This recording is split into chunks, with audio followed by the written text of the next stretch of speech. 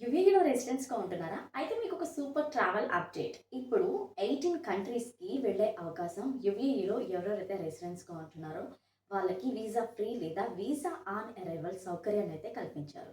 అయితే ఒక విషయాన్ని ముఖ్యంగా గుర్తుంచుకోండి. యుఏఈ రెసిడెన్సీ వీసా ఉందని మాత్రమే అన్ని దేశాల్లో వీసా ఫ్రీ ఎంట్రీ అయితే రాదు.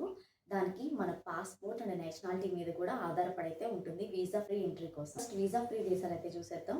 ఇవైతే 7 ఉన్నాయన్నమాట. వీటికి వీసా అవసరం లేదు.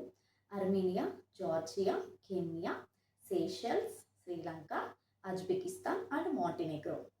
Maldives, Nepal, Cambodia, Indonesia, Jordan and Mauritius ఈ దేశాలకైతే వీసా ఆన్ అరైవల్ ఫెసిలిటీ లేదా ఈటీఈ సిస్టమ్ అయితే వర్తిస్తుంది.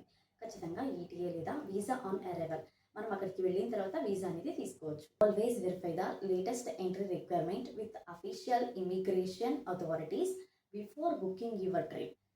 నేను మీకు ఒక చెక్ లిస్ట్ అనేది యాడ్ చేస్తాను. ఈ చెక్ లిస్ట్ చూస్తే మీకు ఏ ఏ దేశాలకు వీసా ఫ్రీ అండ్ ఎగ్జంప్షన్స్ ఏంటి అండ్ ఏటికి ఈటి తీసుకోవాలి అన్నీ కూడా నేను ఇక్కడ యాడ్ చేస్తున్నాను. మీరైతే స్క్రీన్ పైన అయితే చూడండి.